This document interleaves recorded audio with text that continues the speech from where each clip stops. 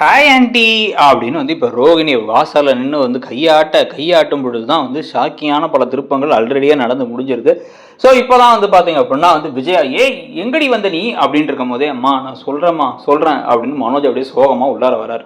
மனோஜ் சோகமாக உள்ளே வரும்பொழுதே பார்த்தீங்க அப்படின்னா இன்னொரு பக்கம் அண்ணாமலை இங்கே என்னடா நடக்குது அப்படின்ட்டு அவர் வேற நிற்க நின்னதுக்கு அப்புறமா தான் முத்து மீனாவும் வேற வராங்க. இதுக்கிடையில தான் பார்த்தீங்க அப்படின்னா முத்து சிந்தாமணி தான் மீனாவை ஆள் வச்சு போட்டு தள்ளுறதுக்கு அனுப்புனாங்கன்னு அந்த ஆளையும் வேற பிடிச்சி அவரை கொண்டு போய் போலீஸ் ஸ்டேஷனுக்கு அனுப்பலான்னு இப்போதான் போலீஸ் ஸ்டேஷன் வரைக்கும் போயிட்டு அங்கே சிந்தாமணிக்கு எதிராக கம்ப்ளைண்ட்டும் கொடுத்து வந்துட்டு இருக்காரு. அவர் கொடுத்து வந்துட்டு இருக்க நேரத்திலே தான் பார்த்தீங்கன்னா இங்கே இப்போ வாசல்ல ரோகிணி உள்ளார நுழையிறத பார்த்து கடுப்பாயிட்டாங்க. விஜயா எங்கடி நீவிசா பேசிட்டே இருக்க உள்ள வந்துட்டே இருக்க கையில பைய தூக்கிட்டு வந்துட்டு இருக்க அப்படின்னு கத்திக்கிட்டு இருக்கும் போது தான் இந்த ப்ரொடிக்ஷன்ல ஷாக்கியான விஷயங்கள் கொஞ்சம் முன்னாடியே நடக்குது. அதுல பாத்தீங்க அப்படின்னா அந்த கோட் சூட்டு போட்ட கடன் கொடுத்தவர் நேரா ஷோரூமுக்கு வர்றாரு. ஷோரூமுக்கு வரும்போது மனோஜ் சோகமாக உட்காந்துருக்காரு ஜீவா கூட.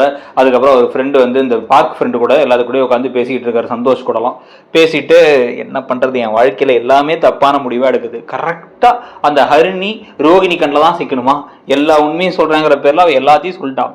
சொன்னதுனால இப்போ என்ன ஆயிடுச்சு, இப்போ கடைசியில் அந்த பொண்ணு என்ன வேணான்ட்டா அப்படின்னா ஐயோ அப்போ அமெரிக்கா போக முடியாதா, உன்னை வச்சு நான் அமெரிக்கா போகணும்னு நினச்சிட்டு இருந்தேன் பாஸ் அப்படின்னு இந்த பக்கம் இவருக்கே சந்தோஷ் சொன்னோன்னா அட போங்க ப்ரோ நீங்கள் வேற, நான் அமெரிக்கா எங்கே அமைஞ்சிக்கிற கூட போக முடியாது போல, நிலைமையெல்லாம் அவ்வளோ மோசமாக இருக்குது, நான் அவ்வளோ ஆசைப்பட்டு தான் போகணும்னு நினச்சிட்டு இருந்தேங்கும் போதே மனோஜ் அப்படின்னு ஒரு குரல் கேட்குது. திரும்பி பார்த்தா அந்த கோட் சூட் போட்டாலும் நின்றுட்டு இருக்கும் போதே என்ன மனோஜ் போன மாதம் வட்டியே வரல அப்படி, இந்த மாதம் என்ன அப்படின்னா போன மாதம் டிலேல வந்துச்சு, இந்த மாதம் வட்டியே காணாம் அப்படின்னு கேட்டேன்னு இல்லை சார் ஷோரூமில் பெருசாக சேல்ஸ் ஆகலை, அதான் சேலரிலாம் கொடுத்தது போக மிச்சம் கையில் எதுவும் பெருசாக தங்கலை, இன்னும் ஒரு 15 days டைம் கொடுங்க சார் நான் கொடுத்துட்றேன் அப்படின்னு பேச மனோஜ் உங்களுக்கு டைம் கொடுக்கறது எல்லாமே ஓகே, ஆனால் ஒரு விஷயத்த நல்லா ஞாபகத்தை வச்சுக்கோங்க, ஏற்கனவே உங்களை ஷோரூமுக்கு மேலே இருக்க கடையை தாண்டி வீட்டு மேலேயும் கடன் எடுத்துட்டீங்க, இதுக்கு மேலே கடன் எடுத்தீங்க அப்படின்னா உங்களுக்கு கொடுக்கறதுக்கு ஒன்றும் இல்லை, கிட்னி எடுத்துட்டா தான் உண்டு. இன்னும் என்ன சார் சொல்கிறீங்க அப்படின்னா அந்த மாதிரிலாம் போக மாட்டேன்ப்பா,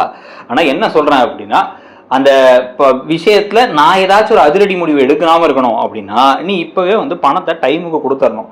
15 நாள் டைம்லாம் தர முடியாது, 5 நாள் டைம் தரேன், 5 நாளுக்குள்ளார பணத்தை கொடுத்துரு, இல்லைனா சரி ஓகே நான் எதுவும் சொல்ல விரும்பல அப்படின்ட்டு கிளம்பி போயிடுறாங்க.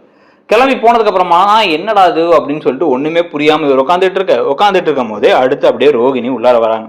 ரோகிணி உள்ளார வந்துட்டு அப்புறம் மனோஜ் ஹாய் மனோஜ் அப்படின்ட்டு உள்ளார வராங்க.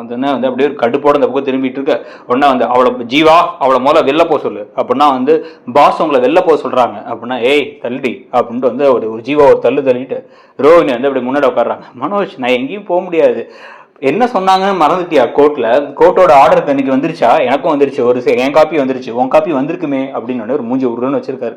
அதுபடி நான் தங்குறதுக்கான வீட்டை நீ தான் பார்த்து எடுத்து கொடுக்கணுமா, அந்த வீட்டுக்கான வாடகையும் நீ தான் ரெடி பண்ணி கொடுத்துட்டு அந்த வீட்டுக்கு எக்ஸ்பென்ஸ் 25,000 ரூபா மாசம் கொடுக்க சொல்லியிருக்காங்க. இப்போ என்ன பண்ண போற, 25,000 எப்போ கொடுக்குற, ஏன்னா ஆல்ரெடி 5 தேதி ஆயிப்போச்சு, பணத்தை கொடுத்தனா நான் பேசாம கிளம்பி போயிட்டே இருப்பேன் அப்படிங்க. உடனே ஏன்டா பணம் இல்லை அதெல்லாம் கொடுக்க முடியாது, ஏற்கனவே நான் வட்டிக்கே கொடுக்காம இருக்கேன் அப்படின்னா பணம் இல்லைன்னா அப்புறம் நான் எங்கே போய் தங்குவேன், நீ தானே வீடு பார்த்து கொடுக்கணும் அப்படின்னா ஏற்கனவே வீட்டில் இருக்காதானே நீ அப்படின்னா அந்த வீட்டில் நான் இருக்கிறது நான் எனக்காக பார்த்துக்கிட்டது, ஆனால் கோர்ட் என்ன சொல்லியிருக்கு, நீ தான் எனக்கு வீடு பார்த்து தரணும்னு சொல்லியிருக்கு.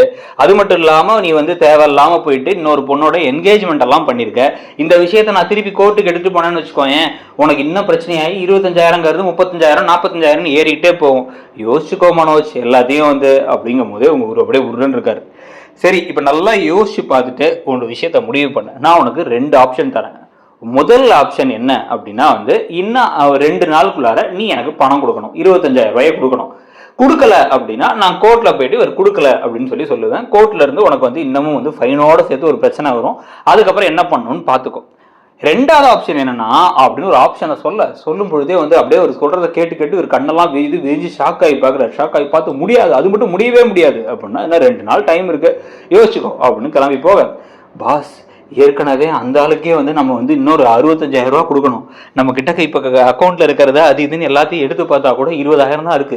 இந்த 45,000க்கு யாராச்சும் ஏதாச்சும் பெருசா வாங்கினாங்கன்னா அதுலயும் நம்ம டீலர் காசெல்லாம் கொடுக்காம இருந்தா மட்டும் தான் நம்மளால அடைக்க முடியும், இதுல இவங்களுக்கு எங்க பாஸ் 25,000 கொடுப்பீங்க அப்படின்னு ஜீவா கேட்க, சந்தோஷ் இப்போ ஏதாச்சும் நீங்க வட்டிக்கு எதுவும் கடன் தரீங்களா அப்படின்னு கேட்டதுக்கு அப்புறமா யோ நான் 5 10 20 சொல்லி கொடுத்துக்கிட்டு இருந்தேன், சரி ஆனா கொடுத்தா திருப்பி வரும் இடத்துல கொடுத்தேன், நீ வேலைக்கே போகாமல் இருந்தால் கூட உன்னை நம்பி எப்படி கொடுத்தேன் அப்படின்னா எப்படியும் ஒய்ஃப் இருக்குன்ட்டு உன் ஒய்ஃபுக்கே இந்த கொடுக்கறதுக்கு நீ இப்போ கடன் வாங்கணும்னா நான் உனக்கு எப்படி நம்பி கொடுப்பேன்? அதெல்லாம் முடியாதுப்பா, நான் இங்கே வேலை பார்க்கறதுக்கான சம்பளத்தை மட்டும் கொடுத்துக்கோ, மற்றபடி வந்து என்கிட்ட எதையும் எதிர்பார்க்காது அப்படின்னு சந்தோஷ் சொல்லிட்டு போயிடுறாரு. தலையை பிச்சுக்கிட்டு இப்படியே வந்து மனோஜ் உட்காந்துருக்காரு.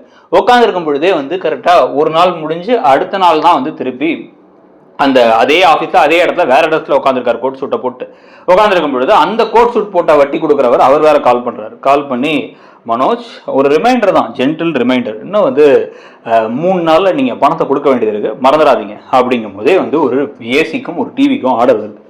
ஆர்டர் வந்து பணம் உள்ளார வந்தோடனே முதல்ல ஜீவா அந்த ஆளுக்கு முதல்ல பணத்தை போட்டுவிட்டுரு, மிச்சம் எவ்வளோ இருக்குன்னு சொல்லு அப்படின்னா, மிச்சம் எல்லாம் கொடுத்தது போக அப்புறம் அந்த எக்ஸ்பென்ஸு இந்த எக்ஸ்பென்ஸு அதெல்லாம் போயிட்டு இபி பில் வேற கட்டிட்டோம், 7000 ரூபா இருக்கு பாஸ் அப்படின்னா, 7000 ரூபா பத்தாதே அப்படின்னு யோசிச்சுட்டு இருக்காரு. யோசிச்சுட்டு இருக்கும் பொழுதே தான் வந்து பார்த்தீங்க அப்படின்னா வந்து திருப்பி உள்ளார ரோகிணி வராங்க. ரோகிணி வந்துட்டு என்ன மனோஜ் முடிவு பண்ணிட்டியா அப்படின்னு வந்து சொல்ல கேட்டோன்னு வந்து திருன்னு முடிக்கிறாரு. முடிச்சுட்டு இருக்கும் பொழுதே சரி நீ முடிவு பண்ணாட்டி உனக்கும் சேர்த்து நான் முடிவு பண்ணிட்டேன், இப்போ இங்கேருந்து நேராக கிளம்பி கோர்ட்டுக்கு போகவா இல்லை நான் சொன்ன 2வது ஆப்ஷனை செயல்படுத்தலாமான்னு சொல்லு அப்படின்னா அமைதியாக அவர் எந்திரிக்கிறார். இருந்துச்சு அப்படியே வந்து நடந்து போறாரு. நடந்து போகும்போதே வந்து ரோகிணிக்கு புரிஞ்சிச்சு. அவங்க சிரிச்சுட்டே பின்னாடி போறாங்க, கார்ல ஏறுறாங்க. காரில் ஏறினதுக்கு அப்புறமா தான் திருப்பி வந்து ஓப்பனிங்லேயே வந்து அந்த சீனான முதல்ல எடுத்தோடனே வந்து இப்படி ரோகிணி வீட்டு வாசல்ல இருந்து அப்படியே உள்ளார நுழைய இவ எதுக்கா இங்கே வந்திருக்கா அப்படின்னா, அம்மா அவள் கொஞ்ச நாளைக்கு இங்கே தான் இருப்பா, அவங்க அம்மா அப்புறம் வந்து கிறிஷ் அவனுங்களுமே இங்கே தான் இருக்க போகிறாங்க அப்படின்னு வந்து இப்போ மனோஜ் சொல்ல பலார்னு அளவு எழுது. என்னடா பேசிக்கிட்டு இருக்க லூசாடா நீ அப்படின்னா, கோர்ட்டில் வந்து அவளுக்கு ஒரு வீடு பார்த்து கொடுத்து 25,000 ரூபா கொடுக்க சொல்லியிருக்காங்கம்மா. வீடு பார்த்து கொடுக்கணும்னா அதுக்கு அட்வான்ஸே இப்போலாம் 2 லட்சம் அப்படின்னு கேட்குறாங்க. 1 லட்சம் 2 லட்சம் கேட்குறாங்க. 1 லட்சம் 2 லட்சம் கொடுத்து அட்வான்ஸு, இன்னொரு பக்கம் 25,000 ரூபாய்க்குலாம் என் கையில் காசு இல்லைம்மா, ஏற்கனவே கடன் வேற வாங்கியிருக்கோம் அப்படின்னு சொல்லிட்டு அப்படின்னு தலையாடினோடனே வந்து ஓ அந்த கடனானு விஜயா வேற அமைதியாக இருக்காங்க. அதனால இப்போ கோர்ட் சொன்னதை நான் செய்யலைன்னா அதில் வந்து இவ கேஸ் போட்டு நான் உள்ள திருடுவேங்கிறா, அதனால அவன் இங்கே தான் இருப்பேங்கிறா அப்படின்னு வந்து சொன்ன உடனே அப்படியே உருன்னு இருக்காங்க விஜயா உருன்னு இருக்கும் போதே நான் தான் சொன்னேனே ஆண்டி இந்த வீட்டுக்கு நான் திரும்பி வருவேன், கால் மேலே கால் போட்டு ஜம்முன்னு உட்காருவேன் அப்படின்னு சொல்லிட்டு சோஃபாவில் போய் கால் மேலே கால் போட்டு ஜம்முன்னு உட்காந்துட்டு, மனோஜ் நம்ம ரூம் ஃப்ரீயாக தானே இருக்குது, நம்ம ரூமை நான் எடுத்துக்கிறேன் அப்படிங்கும் பொழுது அந்த நம்ம ரூமில் வந்து முத்துவும் மீனாவும் இருக்காங்க அப்படிங்கிறாங்க. அப்போ எனக்கு எது ரூம் மனோஜ், எனக்கு ஒரு ரூம் வேணும்ல அப்படிங்கும் பொழுது கரெக்டாக வந்து மீனா வந்து ஏய் என்ன திமிரா பேசிகிட்டு இருக்கியா, முதல்ல வீட்டை விட்டு வெளில போ அப்படின்னு வந்து கத்த. என்ன நடக்குது அப்படின்னு தெரியாமல் பேசக்கூடாது, எல்லாம் வந்து மனோஜுக்கு தெரியும், ஆன்ட்டிக்கும் தெரியும் அப்படின்னு வந்து சொல்லிட்டு நம்ம மட்டும் சிரிக்கிறாங்க. 65,000 அப்படின்ட்டு சும்மா யோசிக்கிறாங்க. அப்போ தான் இவங்க வந்து 65,000 இவங்க கடன் வாங்கியிருக்காங்கிறது ரோகிணிக்கு தெரிஞ்சிருச்சுங்கிறது தெரிய வந்து இவங்களும் ஷாக்காக பார்க்க, இப்போ ரோகிணி இந்த வீட்டிலே இருந்துகிட்டே வந்து முழுசா வில்லத்தன வேலைகள் செய்யறது, மனோஜை தாப்பக்கம் இழுக்கிறதுக்கான வேலை செய்யறதுன்னு கதை போதான். அந்த கதை போற விதத்தை பத்தி நீங்க என்ன நினைக்கிறீங்க அப்படிங்கிறதையும் சொல்லுங்க. அப்படியே வந்து அடுத்த பாண்டியன் ஷோஸ்ல அதிரடியா பல திருப்பங்கள்லாம் வரப்போகுது, அந்த ப்ரிடிக்ஷனையும் பார்த்துட்டு இடம்பொருள் சேனலை மறக்காம சப்ஸ்கிரைப் பண்ணி அந்த பெல் ஐக்கானையும் கிளிக் பண்ணிக்கோங்க. அப்போதான் நாங்கள் போடுற வீடியோஸ் உங்களுக்கு உடனுக்குடன் வந்து சேரும். தேங்க்யூ.